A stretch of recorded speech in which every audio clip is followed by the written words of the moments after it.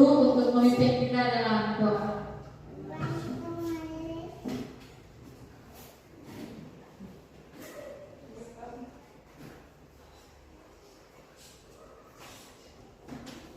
Mari berdoa. Kami puji dan sembah Engkau Tuhan di siang hari ini. Oleh karena kemurahan-Mu, Engkau telah memberikan kami waktu dan kesempatan untuk ada lagi bersama-sama dengan calon guru penggerak yang ada di SMP Negeri 2 Kusumai. Karena itu Bapa di surga memberkati kegiatan di hari ini, dan biarlah apa yang dilakukan dan dikerjakan semuanya itu Tuhan dibuat berhasil. Tuhan Allah Bapa di surga, berikan kesehatan, kekuatan dan kemampuan sehingga kehidupan kami ini Tuhan menyenangkan hati-Mu. Biarlah kegiatan di saat ini kami buka hanya di dalam nama Allah Bapa, Anak dan Roh Kudus. Amin. Terima kasih kepada Ibu Susan Maneko yang sudah membuka kita kegiatan ini dalam doa. Nah, terima kasih atas kesempatannya sekali lagi. Saat ini saya akan berbagi praktik baik tentang menyebarkan pemahaman dan penerapan pengalaman budaya positif.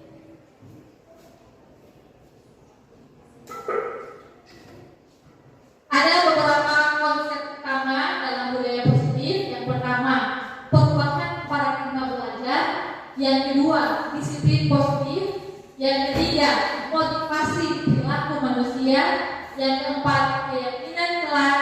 Yang kelima, kebutuhan dasar manusia.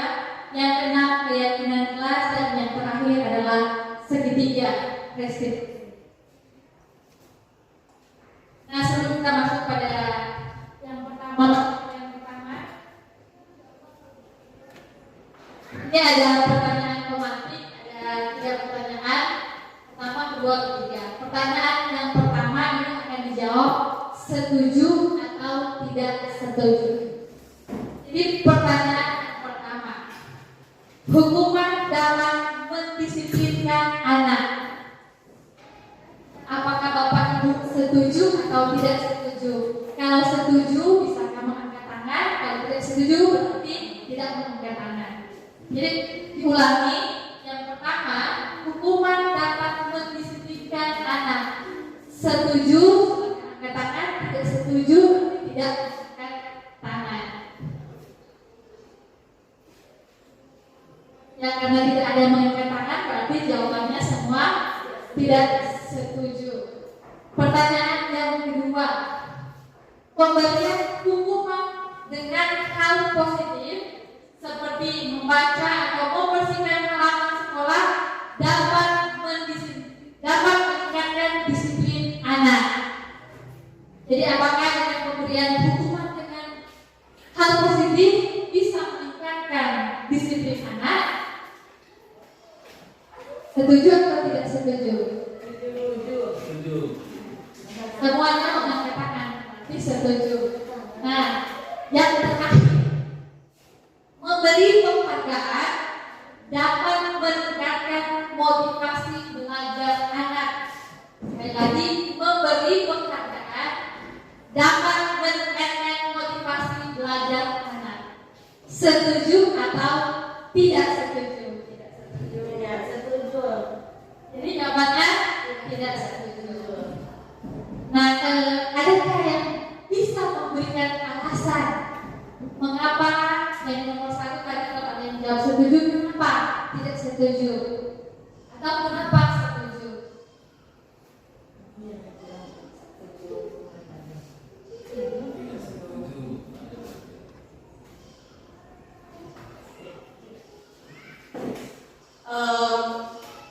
Saya tidak setuju dengan pernyataan hukuman dapat mendisiplinkan anak, karena dengan pemberian hukuman maka anak itu akan lebih membuat kegiatan yang lebih membuat dirinya tidak disiplin atau membuat hal-hal yang lebih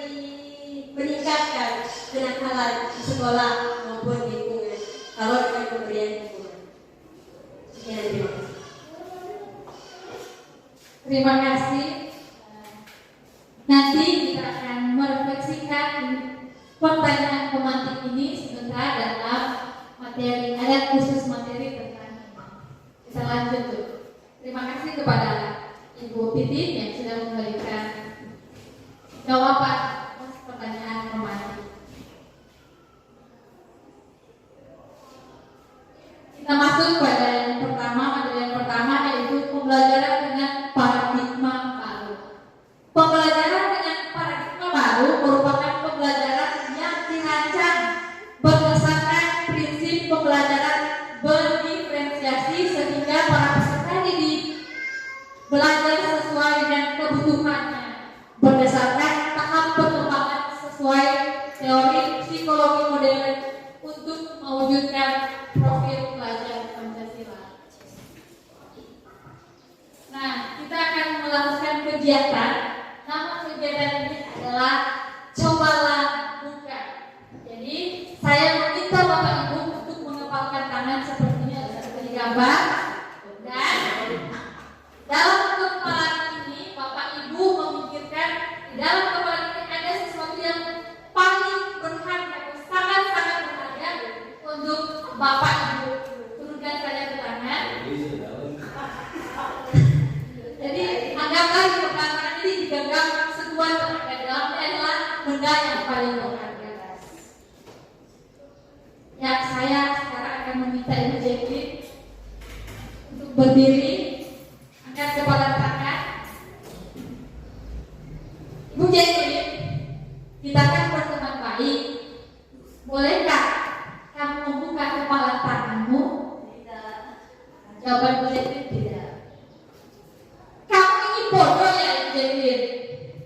Tanganmu itu nanti sakit jika digenggam kuat-kuat. Atau jika kamu ingin membuka tanganmu, saya akan memberikan imbalan. Bersedia kamu untuk membukanya? Tidak. Jacqueline, saya ini berharap bos, jika kamu tidak membuka kepala tanganmu, nanti pencairan honorarium kamu saya tunda. Kamu mau bersedia atau tidak membuka kepala tanganmu? Tidak. Jawabannya juga tidak. Kamu ini masih pegawai honor. Kenapa sikap kamu seperti itu? Kenapa kamu tidak mau membuka kepala tanganmu?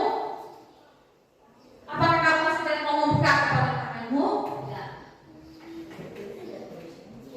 Ibu Jacqueline, saya ini mempunyai kenalan di dinas.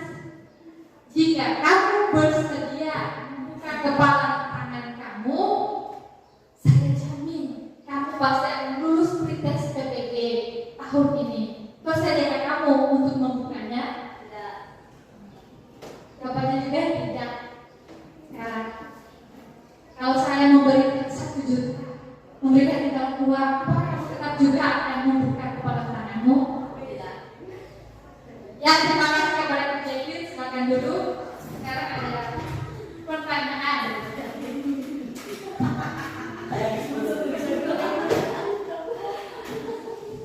Sekarang ada pertanyaan. Sesungguhnya siapa yang memegang kendali atau kontrol untuk membuka atau menutup kepala tangan? Tadi saya sudah membujuk, saya sudah memarahi, saya sudah menggoda, bahkan saya menawari uang, tetapi jawaban Ibu Jacqueline tetap tidak membuka kepala tangannya. Sekarang, sesungguhnya kontrol itu adalah siapa? Ya, kontrol itu sebenarnya jawabannya itu ada pada diri kita sendiri yang memegang kontrol atas kepala tangan kita.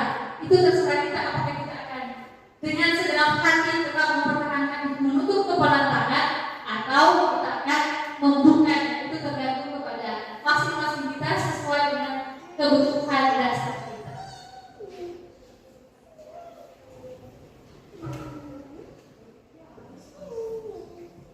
Selanjutnya, psikiater dan pendidik Dr. William Russell dalam kontrol teori yang kemudian kali berkembang dan dinamakan choice theory meluruskan beberapa miskonsepsi tentang kontrol. Yang pertama, ilusi guru mengontrol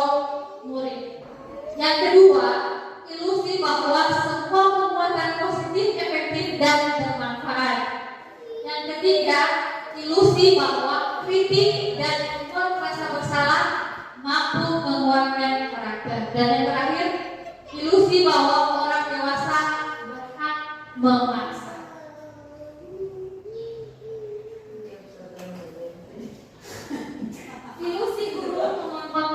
Ilusi guru mengontrol murid. Pada dasarnya, kita tidak dapat memaksa murid untuk berbuat sesuatu jika murid tersebut memilih untuk tidak melakukannya. Jadi kita tidak bisa memaksa murid. Ini adalah ilusi guru untuk mengontrol murid. Yang kedua, ilusi bahwa semua perbuatan positif, efektif, dan bermanfaat. Ternyata perbuatan positif atau wujudnya adalah bentuk-bentuk kontrol. Jadi ini perbuatan positif atau wujudnya ini juga merupakan bentuk kontrol. Jadi sama dengan guru mengontrol siswa, walaupun itu dengan wujudkan atau perbuatan positif seperti tadi yang ada di pertanyaan pemati. Yang ketiga, ilusi bahwa kritik membuat orang merasa bersalah dapat menguatkan karakter. Menggunakan kritik dan rasa bersalah untuk mengontrol murid menuju pada identitas gagal. Mereka belajar untuk merasa buruk tentang diri mereka. Mereka mengembangkan dialog diri yang negatif. Dan yang terakhir, ilusi bahwa orang dewasa berhak memaksa. Banyak orang dewasa yang percaya bahwa mereka memiliki tanggung jawab untuk membuat murid-murid berbuat hal-hal tertentu. Perilaku memaksa tidak akan efektif untuk jangka yang panjang. Jadi memaksa itu tidak efektif jika waktunya atau berjangka waktu yang panjang. Nah, untuk itu mari kita mengubah paradigma stimulus respon ke pendekatan teori kontrol. Yang ini yang stimulus respon, ini yang teori kontrol. Jadi realitas atau kebutuhan kita sama. Kita harus merubah ini ya. Stimulus respon. Kalau dulu pada realitas kebutuhan kita sama, kita harus mengubahnya ke teori kontrol bahwa realitas atau kebutuhan kita itu berbeda-beda. Karena setiap manusia itu mempunyai karakteristik yang berbeda-beda. Semua orang melihat hal yang sama. Menjadi setiap orang memiliki gambaran yang berbeda. Kita mencoba mengubah orang agar berpandangan sama dengan kita. Sekarang kita akan mengubahnya menjadi kita berusaha memahami pandangan orang lain tentang dunia. Perilaku buruk dilihat sebagai suatu kesalahan. Nah, kita akan mengubahnya. Semua perilaku memiliki tujuan. Ini sebenarnya ada materinya tersendiri tentang segitiga restitusi. Orang lain bisa mengontrol saya. Kita akan mengubahnya. Hanya Anda yang bisa mengontrol diri Anda sendiri. Seperti pemainan kegiatan kita tadi, coba lakukan ini. Hanya diri kita yang bisa mengontrol diri kita sendiri. Pemaksaan ada pada saat kita gagal. Kita harus mengubahnya jadi kolaborasi dan konsensus menciptakan pilihan-pilihan baru. Yang terakhir, model berpikir menang kalah sekarang. Mengubahnya teori kontrol harus model berpikir menang dan menang.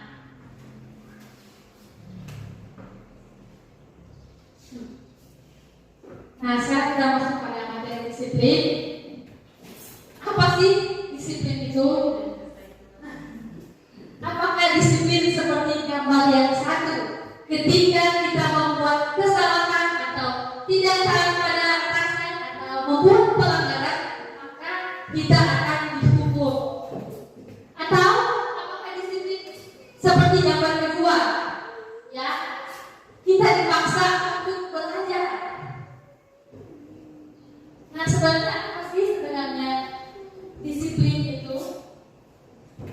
Nah, ternyata disiplin berasal dari kata disiplina yang artinya sebenarnya belajar. Jadi dari kedua gambar tersebut bukan berarti disiplin. Jadi disiplin itu berasal dari kata disiplina yang berarti belajar. Disiplin mengacu pada disiplin diri yang memiliki tanggung jawab terhadap apa yang dilakukannya berdasarkan nilai-nilai yang diyakini. Disiplin positif merupakan salah satu cara penerapan disiplin yang bertujuan untuk menumbuhkan kesadaran serta memberdayakan peserta didik tanpa imbalan penghargaan atau dinamakan reward atau ancaman hukuman atau punishment.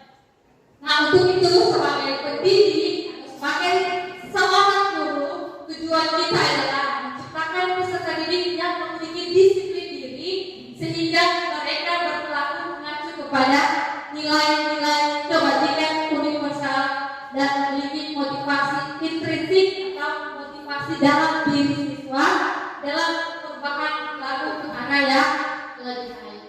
Nah, sekarang di sini kan ada nilai-nilai kebajikan universal. Apa sih itu nilai-nilai kebajikan universal? Kalau tadi kita sudah membahas apa itu disiplin, sekarang kita akan membahas tentang nilai-nilai kebajikan universal.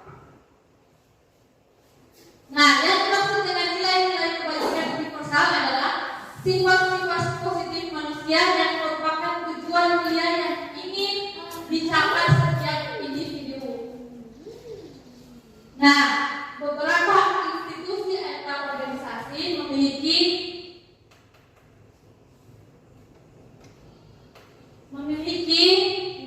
nilai-nilai kebajikan yang sudah mereka sepakati bersama. Salah satunya adalah nilai-nilai kebajikan yang ingin dicapai oleh setiap anak Indonesia yang kita kenal dengan profil pelajar Pancasila. Jadi profil pelajar Pancasila ini merupakan nilai-nilai kebajikan yang ingin dicapai oleh setiap anak Indonesia. Masih ingat itu lagu profil pelajar Pancasila? Nah, mari kita nyanyikan bersama-sama. 1, 2, 3.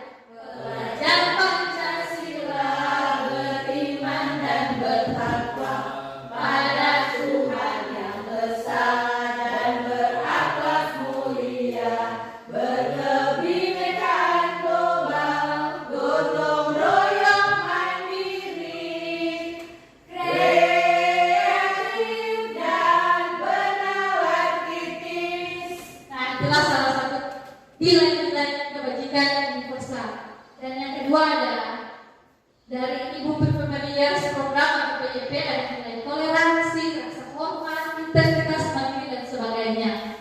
Dan ada dalam life skill yaitu dapat dipercaya, lurus hati pendengar, yang aktif tidak merendahkan orang lain dan seterusnya. Jadi ini merupakan contoh-contoh nilai-nilai kebajikan. Jadi nilai itu toleransi, rasa hormat. Kalau di profil pelajar Pancasila beriman dan bertakwa, berakhlak mulia, berkebinekaan global, gotong royong mandiri, kreatif dan bernalar kritis. Sekarang kita masuk pada motivasi perilaku manusia. Ada 3 teori motivasi perilaku manusia. Yang pertama, motivasi untuk menghindari ketidaknyamanan atau hukuman. Biasanya orang yang memiliki motivasi ini dia akan bertanya, apa yang akan terjadi apabila saya tidak melakukannya? Jadi dia termotivasi dari eksternal atau dari luar. Karena menghindari ketidaknyamanan atau hukuman, maka dia bertanya, apa yang akan terjadi apabila saya tidak melakukannya? Jadi jika saya tidak memakai seragam yang lengkap datang ke sekolah, apa hukumannya atau yang menghindari ketidaknyamanan? Jadi itu motivasi yang dari luar atau motivasi eksternal bukan dalam diri siswa. Yang kedua, untuk mendapatkan imbalan dari orang lain ataupun institusi. Biasanya orang yang memiliki motivasi dia akan bertanya, apa yang akan saya dapatkan apabila saya melakukannya? Contoh, apa yang saya akan dapatkan jika saya hadir tepat waktu? Apakah saya akan mendapatkan imbalan berupa penghargaan dari atasan atau yang lain-lain? Itu juga merupakan motivasi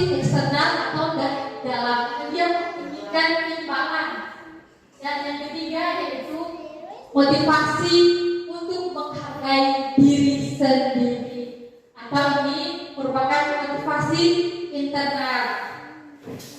Saya akan menjadi orang yang seperti apa bila saya melakukannya. Biasanya orang ini mereka melakukan sesuatu karena nilai-nilai yang mereka yakini dan hargai.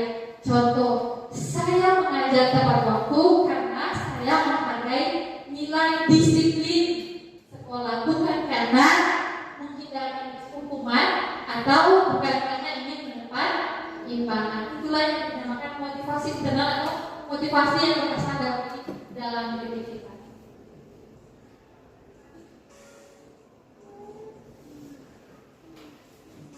Sekarang ada tabel di sini. Ada tabel hukuman, konsekuensi dan restitusi. Restitusi ini yang kita bahas sebentar. Jadi hukuman dan konsekuensi. Hukuman itu biasanya sesuatu yang menyakitkan harus terjadi. Itu hukuman. Tidak nyaman, perilaku pasif agresif, murid anak akan tersakiti, dan bentuk-bentuk hukuman yang ada di tabel ini itu semua negatif. Nah, konsekuensi itu sesuatu harus terjadi. Tidak nyaman untuk murid anak untuk jangka waktu yang pendek, korban bisa diabaikan dan seterusnya. Ini merupakan konsekuensi, ini bersifat netral.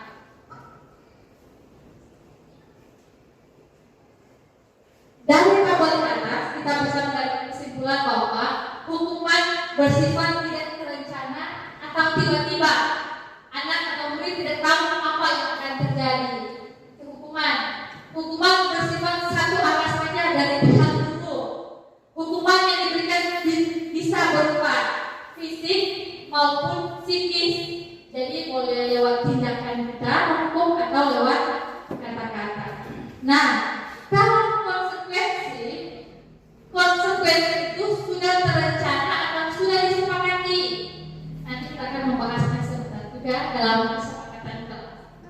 Bentuk-bentuk konsekuensi dibuat oleh guru atau sekolah dan murid sudah mengetahui sebelumnya konsekuensi yang diterima apabila dia membuat suatu pelanggaran. Nah, mari kita berlatih bersama. Tadi kita sudah membahas tentang hukuman dan konsekuensi. Saya akan membacakan yang pertama di atas ini. Lasih mengelilingi lapangan basket 2 kali karena terlambat hadir di sekolah. Itu hukuman atau konsekuensi. Berikut, membersihkan coretan yang dibuat di meja tulis. Itu hukuman atau konsekuensi? Konsekuensi. Murid diminta untuk push up 15 kali karena tidak menggunakan masker di sekolah. Hukuman atau konsekuensi? Hukuman. Menggantikan kertas tugas teman yang telah dicoret-coret. Hukuman atau konsekuensi? Konsekuensi. Berjemur di lapangan basket pukul 12 siang karena mengobrol dengan teman. Hukuman atau konsekuensi? Hukuman. Berarti sudah hebat semua yang sudah mengerti.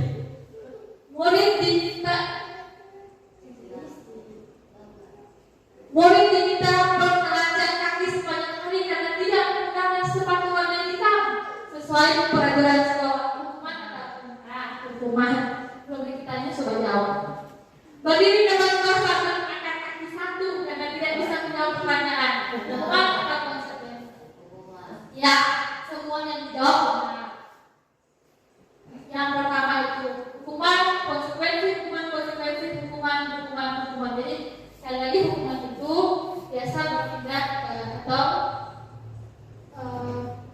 yang bersifat menyakiti, ya tanpa disepakati. Kalau konsekuensi itu biasa siswa sudah mengetahui konsekuensi bisa jika dia melanggar peraturan. Contohnya seperti ini, mengganti kertas tugas teman yang telah dicoret-coret.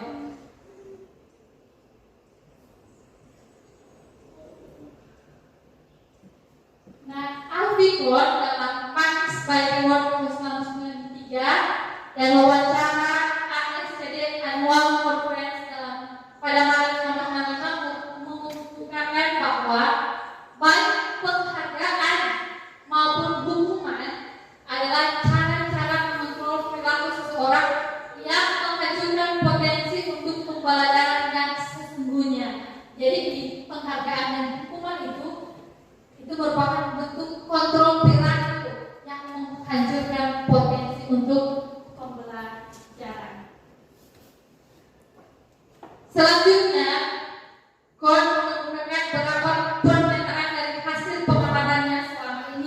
tentang tindakan memberikan penghargaan yang nilainya sama dengan menghukum seseorang. Yang pertama, ternyata ini penghargaan ini atau kita katakan dihukum oleh penghargaan itu pengaruhnya jangka pendek dan jangka panjang. Yang kedua, penghargaan menghukum, penghargaan mengurangi kecepatan, penghargaan tidak efektif, penghargaan merusak lingkungan, penghargaan menurunkan kualitas, penghargaan mematikan kreativitas, dan penghargaan mengurangi motivasi intrinsik. Pengaruh jangka pendek dan jangka panjang. Penghargaan efektif jika kita menginginkan seseorang melakukan sesuatu yang kita inginkan dalam jangka waktu pendek. Jika kita menggunakan penghargaan lagi dan lagi dan lagi, maka orang tersebut akan bergantung pada penghargaan yang kita berikan. Jadi kalau orang berulang-ulang membuat atau memberikan penghargaan kepada orang tersebut, dia akan bergantung pada penghargaan yang kita berikan, sebab dia akan kehilangan motivasi di dalam diri. Kenapa penghargaan itu menghukum? Penghargaan menghukum mereka yang tidak mendapatkan penghargaan. Contoh penghargaan, misalnya kita memberikan ranking, ada yang 1, 2, 3. Nah, terus ada yang tidak mendapat ranking. Itu menghukum mereka karena mereka merasa mereka tidak dihargai karena tidak diberikan penghargaan. Itulah mengapa penghargaan itu dinamakan penghargaan yang menghukum. Memberikan penghargaan dan hukuman adalah hal yang sama karena keduanya mencoba mengendalikan perilaku seseorang. Karena orang pada dasarnya tidak suka dikendalikan. Jika suatu penghargaan diharapkan namun Anda tidak mendapatkannya, Anda merasa dihukum. Contoh, saya sudah datang sekolah tiap hari, datang dengan rajin jam 7 pagi, sudah datang tiap hari seperti itu, lalu tidak dapat penghargaan dan ketasan, saya akan merasa kecewa. Begitupun dengan siswa. Nah, sekarang kita akan belajar tentang restitusi. Apa sih restitusi itu? Restitusi adalah proses menciptakan kondisi bagi murid untuk memperbaiki kesalahan mereka sehingga mereka bisa kembali pada kelompok dengan karakter yang lebih kuat.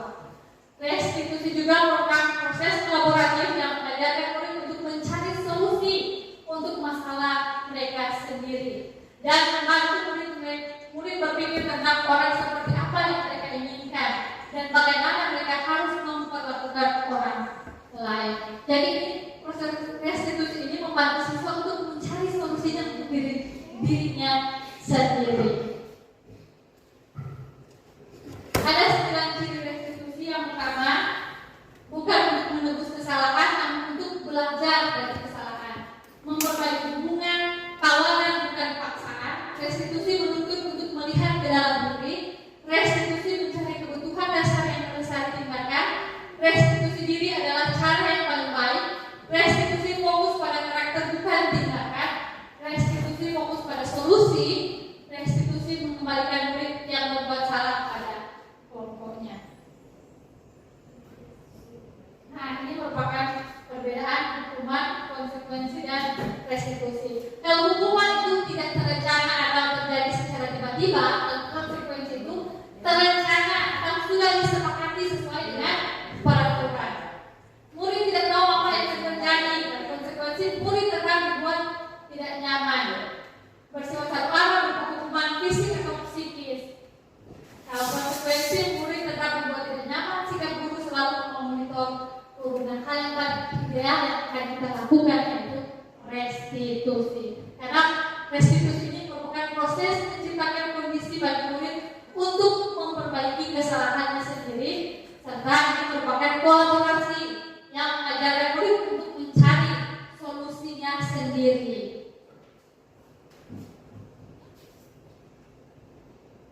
Nah, sekarang kita akan membahas keyakinan. Mengapa harus keyakinan? Mengapa bukan peraturan saja? Jadi mengapa harus keyakinan bukan peraturan?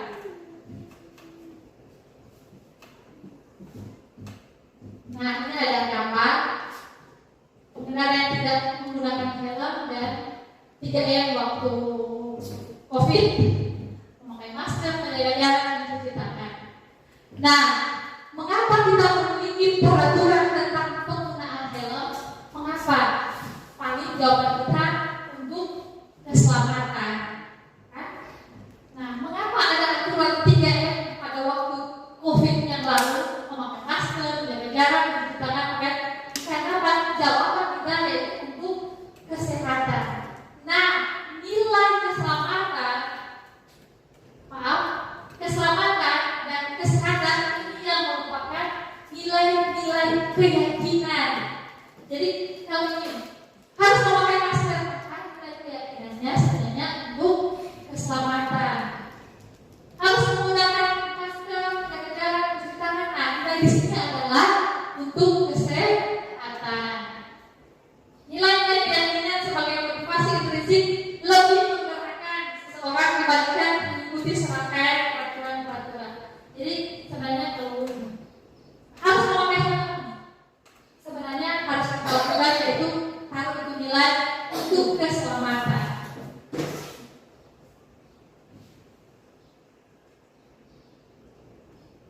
Nah, ini yang membedakan peraturan dan keyakinan. Contoh peraturan: selalu kembalikan buku ke tempatnya. Keyakinan kelas itu berbentuk tanggung jawab. Jadi dari tempatnya ini keyakinan kelas yang akan terjadi yaitu tanggung jawab. Dilarang mengganggu orang lain. Nilai keyakinannya menghormati orang lain. Di sekolah 15 menit sebelum pembelajaran dimulai, maka itu menghormati orang lain dan nilai berkomitmen. Nilai-nilai ini contohnya tadi sudah ada nilai-nilai kebajikan. Yang salah satunya itu profil pelajaran Pancasila. Dilarang melakukan kekerasan, itu merupakan nilai keselamatan dan menghormati orang lain. Dilarang menggunakan narkoba, itu nilai kesehatan.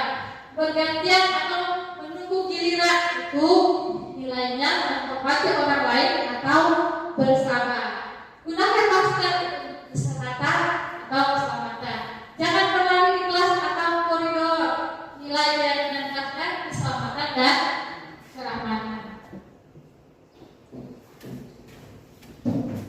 Nah, ini adalah keyakinan kelas yang sudah saya tes. Ini adalah keyakinan kelas yang sudah ada saya buat. Prosedur pembentukan keyakinan kelas ini, yang pertama, mempersilakan warga sekolah atau murid untuk bercurah pendapat tentang peraturan yang perlu disepakati. Jadi pertama, kita berkolaborasi untuk menanyakan kepada siswa peraturan-peraturan apa yang harus kita sepakati. Kedua, mencatat semua masukan-masukan para murid. Yang ketiga, susunkan keyakinan kelas sesuai prosedur. Contohnya, jangan berlari di kelas atau koridor.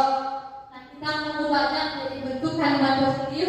Berjalanlah di kelas atau koridor. Jadi kata jangan, kata dilarang, kata harus itu tidak boleh lagi.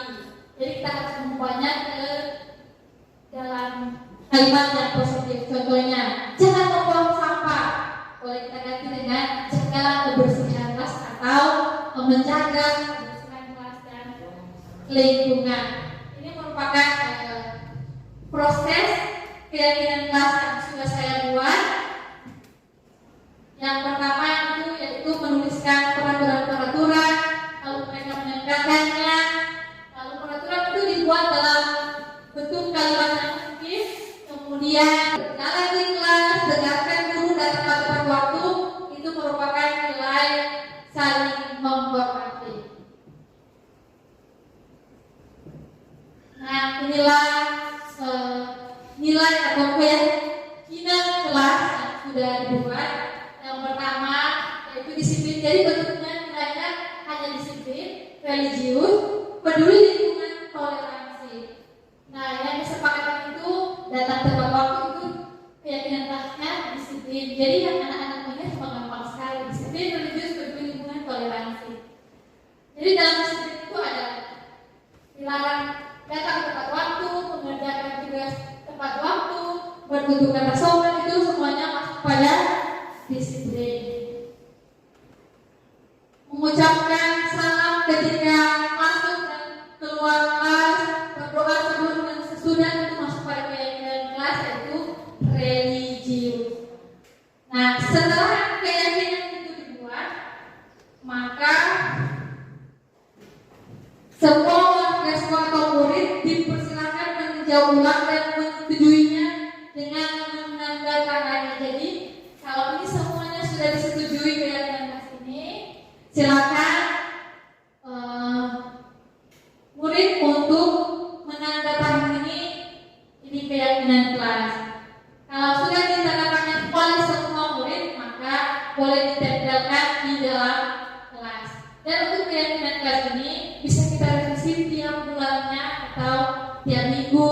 Jika sudah misalnya kita makan, boleh kita revisi bersama lagi. Jadi keyakinan ini akan kita tanyakan berulang kepada siswa sesuai dengan kebutuhan siswa. Jadi ini keyakinan ini yang paten sesama dengan ini. Jadi ini boleh terang revisi sesuai dengan kebutuhan. Jadi ini contoh yang sudah keyakinan yang sudah saya tempelkan di kelas.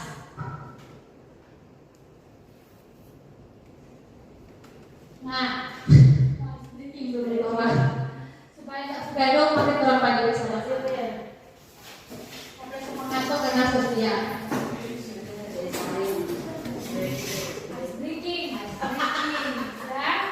Jadi untuk clue-nya, clue atau petunjuk, lakukan apa yang saya katakan.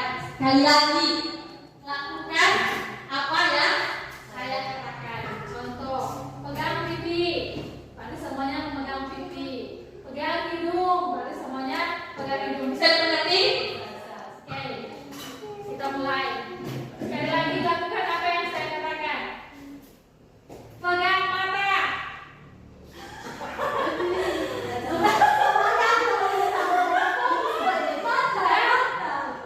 Pegang dagu.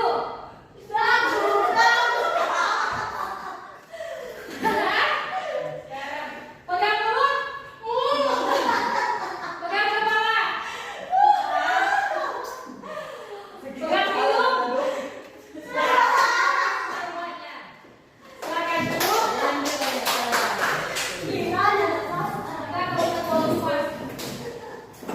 Tepuk semangat.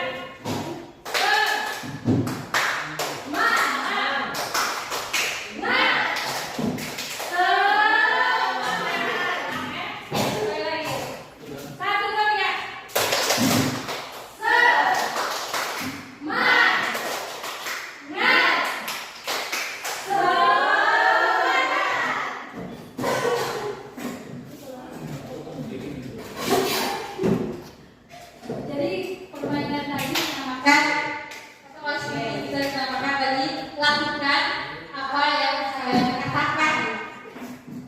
Jadi kalau suruh pegang pipi, jangan lakukan apa yang saya lakukan.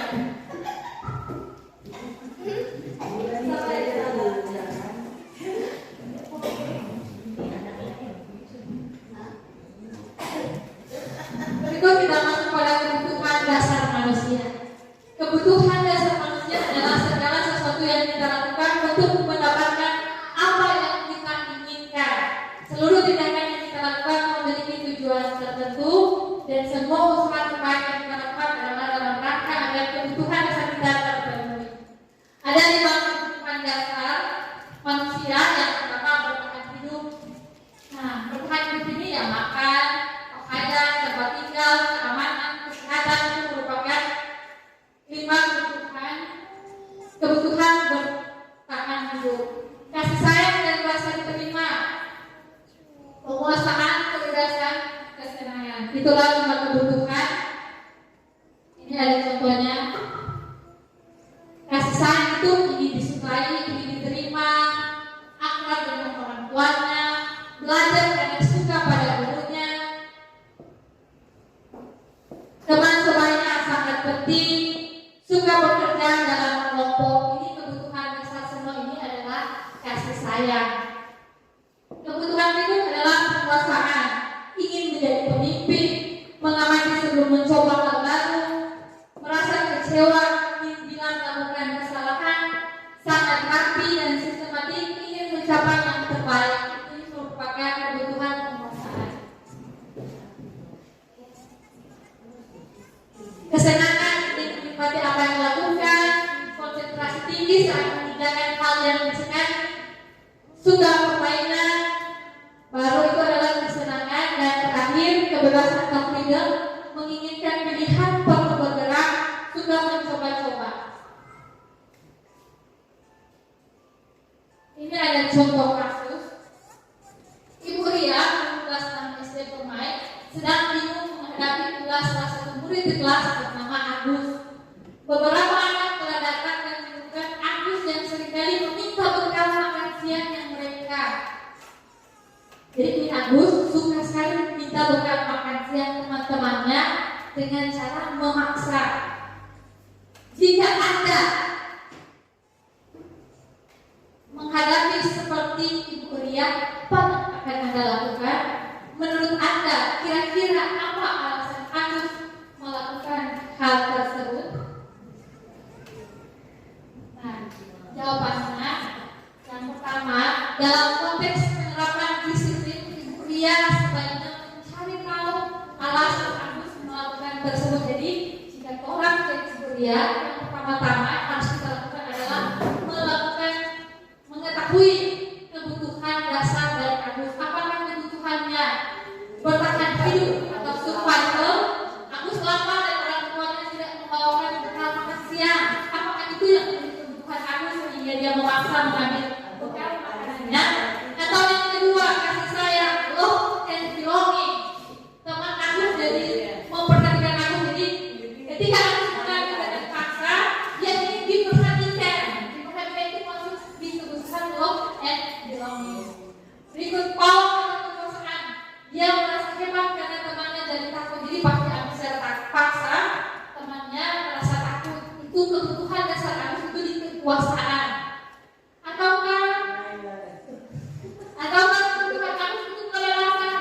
Agus merasa bosan dengan bekal yang dibawanya dan dia ingin mencoba bekal yang lain. Atau yang terakhir, kebutuhan fun. Agus iseng-iseng karena dia senang. Jadi kalau orang menemui kasus tersebut, pertama yang harus kita lakukan adalah mengetahui kebutuhan dasarnya apa. Dari kelima kebutuhan dasar tersebut. Yang terakhir yaitu 5 posisi kontrol guru. Ada 5 posisi kontrol guru. Yang pertama, penghukum, pembuat rasa bersalah teman, pemantau, dan manajer. Nah, ada di manakah kita? Bagaimana akan dijelaskan?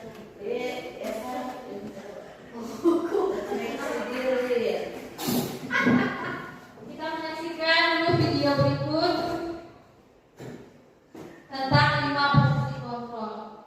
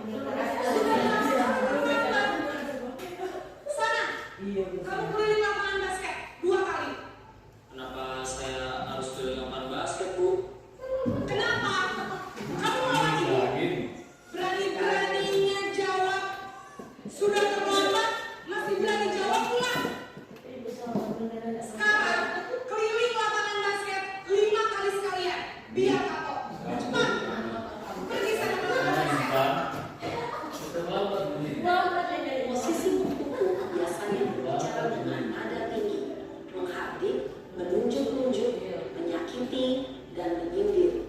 Hukuman bisa berupa fisik maupun psikis. Ibu dan bapak guru hebat.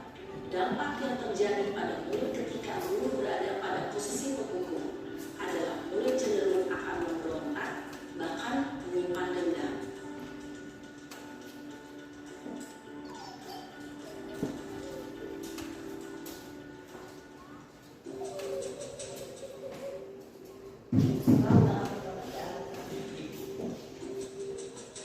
Habis.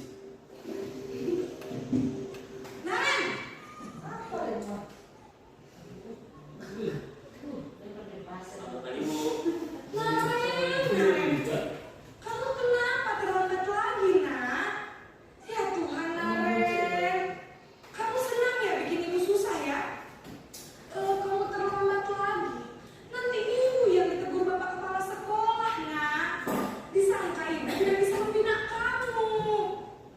Duh, gimana ini?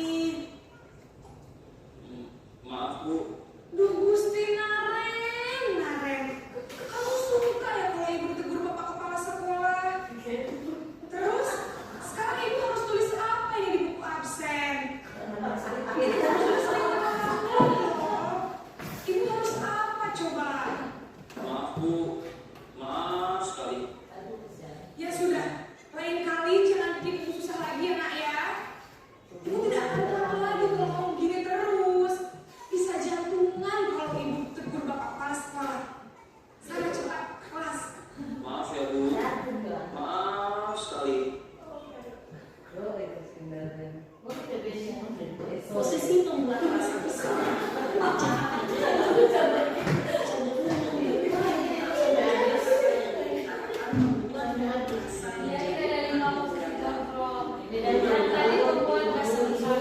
merasa tidak berharga dan tidak sanggup membahagiakan orang lain. Ketika guru mengambil posisi pembuat rasa bersalah, murid akan menganggap dirinya yang bersalah dan dia akan menyimpan emosi negatif tersebut di dalam dirinya.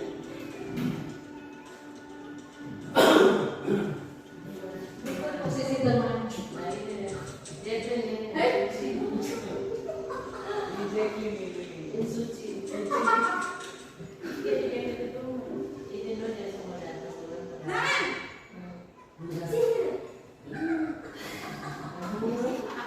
Ini masa kemarin. Wah, sudah jam berapa ini, nak? Selamat lagi ya, sayang. Iya, Bu. Habis. Ibu saya lupa membangunkan saya, Bu. Kamu malah menyalahkan ibu kamu. Kamu bukannya anak yang larinya paling kencang. Kok terlambat sih? Iya, Bu. Saya memang terlambat bangun tadi. Jadi, biarpun saya lari kencang, tetap gak tersenja, Bu. Ya sudah sana. Nanti lain kali larinya lebih kencang lagi ya. Biar gak terlambat lagi. Bikin seneng ibu. Demi ibu. Bisa kan? Bisa lah, Bu. Ya sudah sana masuk kelas. Ibu beresin urusan absen kamu. Kamu ini ada-ada saja. Guru berbicara dengan nada suara ramah, akrab, cenderung bersenda gurau untuk menjaga suasana tetap sama. Murid akan merasa senang, aman, dan akan identitas yang tercipta adalah identitas sukses dan berhasil. Namun, yang diingat faktor ketergantungan guru aksennya, sehingga di lain waktu murid bisa berperilaku baik, namun hanya kepada orang-orang tertentu saja. Berikut posisi pemangkam atau monitor.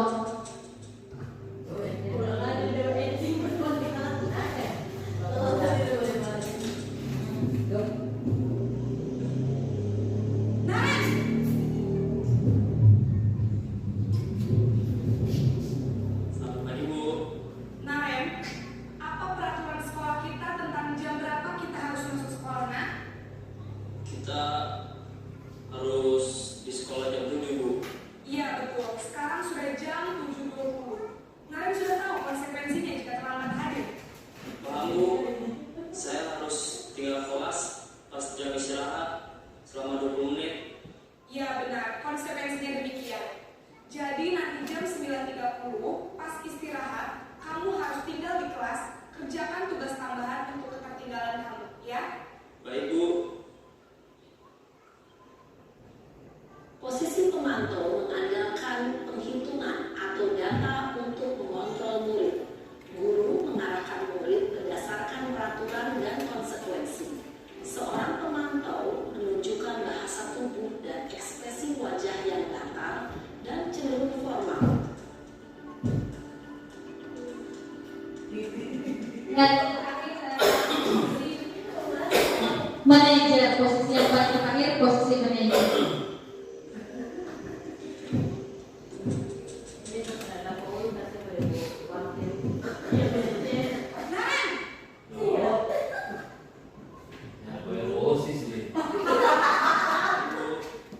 Selamat pagi, Naren.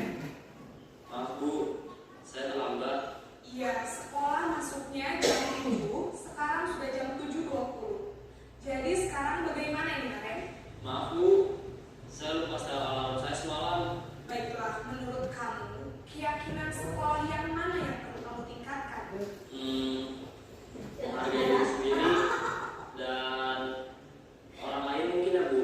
Setuju. Jadi, apakah Naren meyakini prinsip saling menghormati tersebut? Iya, Bu. Saya meyakininya. Apakah Naren bersedia memperbaiki masalah keterlambatan ini? Bersedia, Bu. Bagaimana kamu akan memperbaiki masalah keterlambatan ini? Saya akan coba untuk tidak lupa menyetel alarm saya, Bu. Baik, kalau Naren lupa menyetel alarm di rumah, ada orang yang kira-kira bisa bantu mengingatkan tidak? Ada, Bu. Kakak saya, Kak Emma.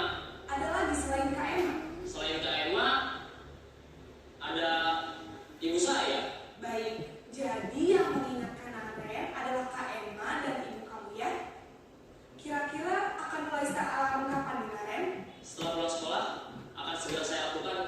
Baik, jadi Naren akan setel alarm untuk bangun besok pagi dan akan mengingatkan keterlambatan dari Naren, ya? Ada lagi yang mungkin perlu dilakukan, Naren? Agar tidak terlambat bangun lagi. Tidak ada, Bu. Baik, Naren. Terima kasih untuk kerjasama kamu. Sekarang kamu perlu kembali ke kelas dan belajar. Terima kasih. Posisi manajer adalah posisi kontrol yang disarankan untuk membimbing murid memiliki sikap disiplin yang positif, yaitu murid yang mandiri, bertanggung jawab, dan dapat memecahkan masalah. Tujuan dari posisi ini adalah agar Jadi Bapak Ibu, dari kelima posisi kontrol yang tadi, penghukum, pembuat merasa bersalah, pemantau dan manajer, posisi yang ideal atau yang harusnya seorang guru yaitu posisi manajer.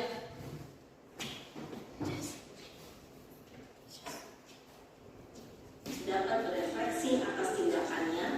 Guru akan lebih tulus memberikan pertanyaan-pertanyaan bermakna sehingga membuat murid dapat belajar dari kesalahannya dan mencari sebuah solusi untuk menyelesaikannya. Ibu dan bapak guru hebat, setelah mengamati adanya kelima posisi kontrol tadi, kira-kira posisi mana yang paling ideal? Posisi mana? Jadi sekali lagi, ini sebenarnya ada pertanyaan sebelum posisi paling ideal. Jadi selama ini posisi mana yang kira-kira Bapak dan Ibu lakukan di sekolah? Apakah kita sebagai hukum atau sebagai pembuat merasa bersalah, teman pemantau, atau kita sudah menjadi seorang manajer? Jadi sekali lagi mengingatkan posisi yang paling ideal untuk guru yaitu posisi manajer, karena ini dapat menunjang motivasi intrinsik murid atau motivasi di dalam diri murid tersebut.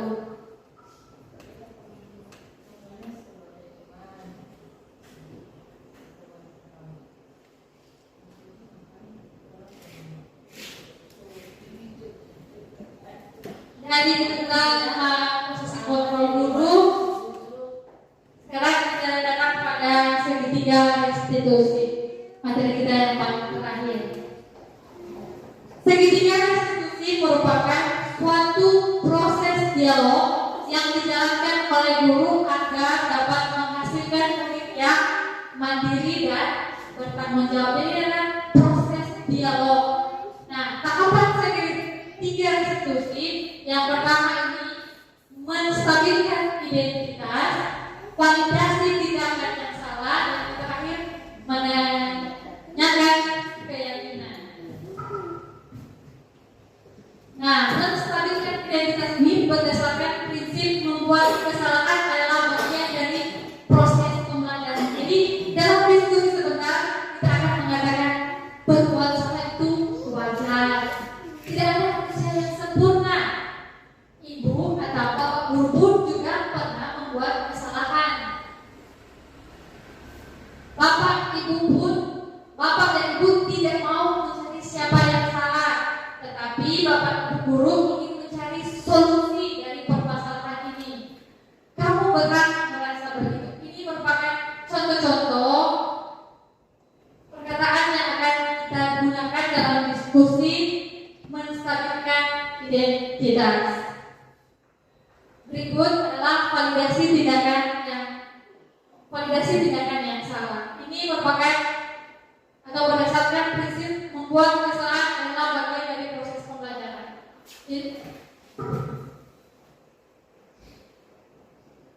Jadi di sini guru akan bertanya, berbuat salah itu wajar? Maaf, ada salah. Validasi tindakan yang salah berdasarkan prinsip setiap pelaku berupaya memenuhi suatu kebutuhan. Jadi di sini guru akan bertanya, kamu pasti punya alasan kenapa melakukan hal tersebut. Seperti tadi ya di video posting media, guru bertanya kepada Nara, mengapa kamu terlambat datang sekolah? Jadi menanyakan alasan dia datang terlambat. Padahal kamu bisa melakukan hal yang lebih buruk dari ini. Kamu patut bangga karena telah melindungi sesuatu yang penting untuk kamu. Kamu melakukannya karena kamu mempertahankan sesuatu yang penting. Contoh misalnya ada kasus siswa yang berkelahi. Jadi untuk validasi tindakan yang salah, guru bisa bertanya, kenapa alasan kamu bisa berkelahi? Padahal kamu bisa melakukan yang lebih buruk, misalnya dia membunuh teman atau lebih menyakiti temannya lagi. Berikut identitas yang terakhir yaitu menanyakan keyakinan. Ini berdasarkan prinsip teori kontrol bahwa pada dasarnya kita itu termotivasi secara intrinsik atau berasal dari diri kita sendiri. Bentuk percakapannya seperti ini bisa menanyakan apa keyakinan kelas kita, nilai-nilai apa yang telah disepakati bersama, seperti apa gambaran kelas yang ideal menurut kamu ingin menjadi orang seperti apa. Berikut ada contoh video penerapan segitiga restitusi.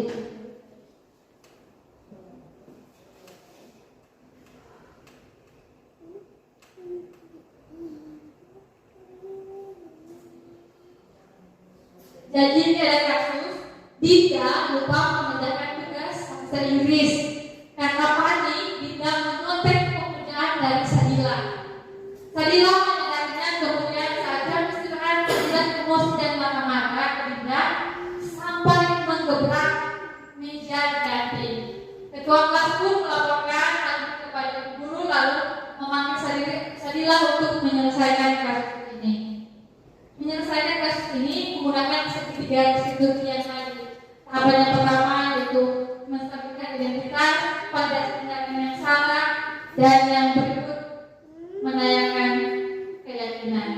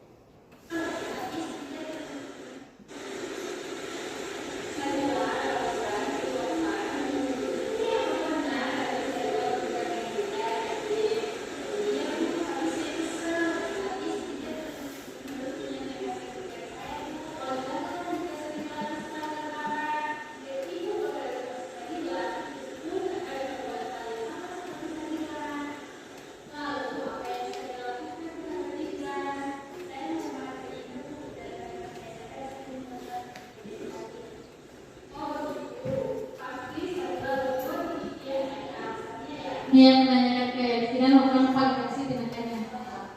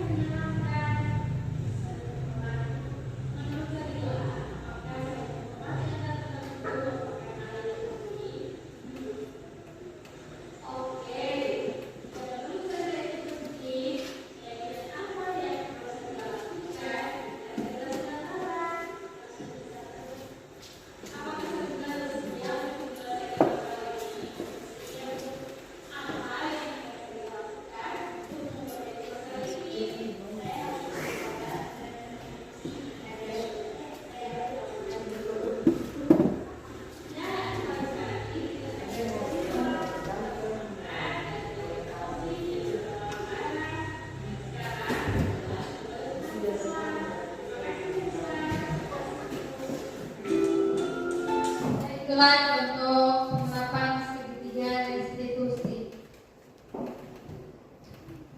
Nah, ini juga saya sudah melakukan penerapan yang dalam kelas saat siswa terlambat. Jadi sekali lagi untuk penerapan segitiga restitusi, yang pertama kita harus menstabilkan dulu identitas anak, yang kedua memvalidasi tindakan yang salah, dan yang terakhir menanyakan keyakinan.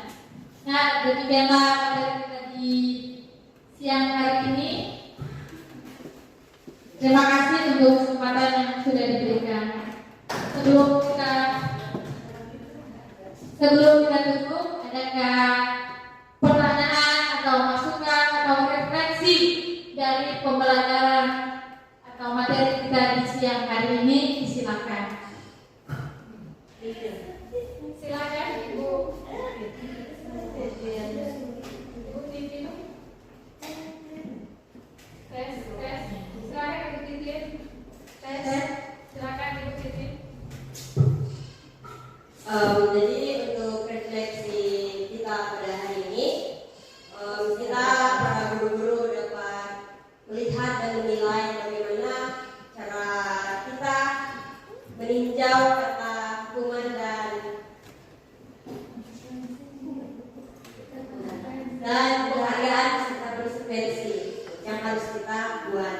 Jadi kita sebagai guru harus menuntun siswa tersebut agar dapat memberikan yang terbaik tanpa memberikan hukuman maupun penghargaan. Ya, terima kasih kepada Ibu Titin. Ada lagi? Kalau tidak ada lagi, kita akan menutup diskusi kita di siang hari ini karena sudah diawali dengan doa. Kita akan akhiri dengan doa. Kita akan dibawakan oleh Bapak Jentri.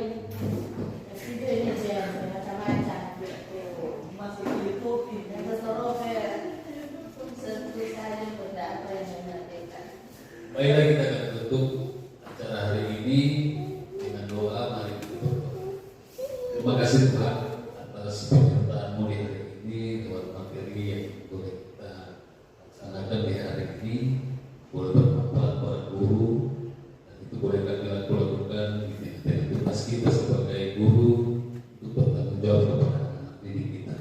Terima kasih Tuhan Yesus. Dalam nama Yesus di dalam doa kami.